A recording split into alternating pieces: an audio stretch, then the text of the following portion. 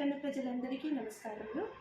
ముఖ్యంగా మనము నెక్స్ట్ వచ్చే వినాయక చవితి పండగ సందర్భంగా సిటీ కేబుల్ వాళ్ళు ఈరోజు పర్యావరణాన్ని పరిరక్షించాలి అనే భాగంలో తాండూరు పట్టణ ప్రజలకు అవగాహన కల్పించడానికి తీసుకున్నటువంటి ఈ కార్యక్రమానికి వారిని అభినందిస్తూ, ముఖ్యంగా ఈరోజు మన ఈ వాతావరణం కాలుష్యంతో ఎంతో సతమతమైపోతున్న విషయము అందరికీ తెలిసింది.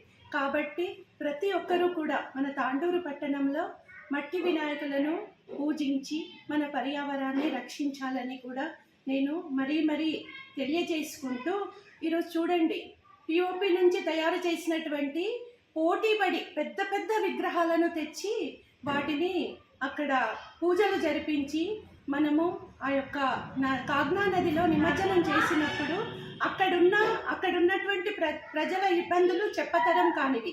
కాబట్టి ఈరోజు ఆ పిఓపితో చేసినట్టు విగ్రహాలను నిమజ్జనం చేసినప్పుడు ఆ యొక్క రంగులలో ఉండే రసాయనాలతో, ఆ ప్లాస్టిక్తో ఈరోజు వాతావరణాన్ని మనము కాలుష్యం చేస్తున్నాము.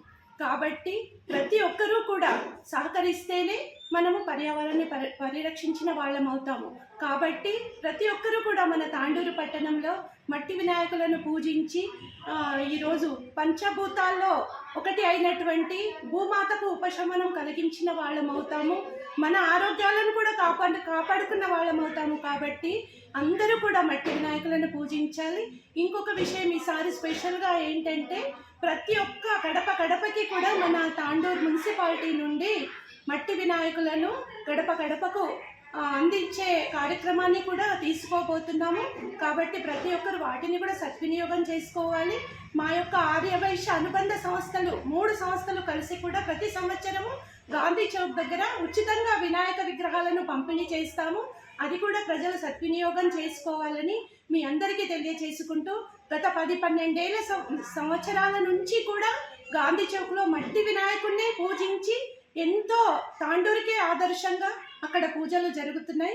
ఈ సంవత్సరము ప్రతి ఒక్కరు కూడా మట్టి వినాయకులని పూజించాలి. మన వికారాబాద్ డిస్టిక్లోనే మన తాండూరు ఒక మంచి మెసేజ్ ఇచ్చిన వాళ్ళం అవుతామని నేను పట్టణ ప్రజలందరికీ తెలియజేసుకుంటూ ముగించుకుంటున్నాను.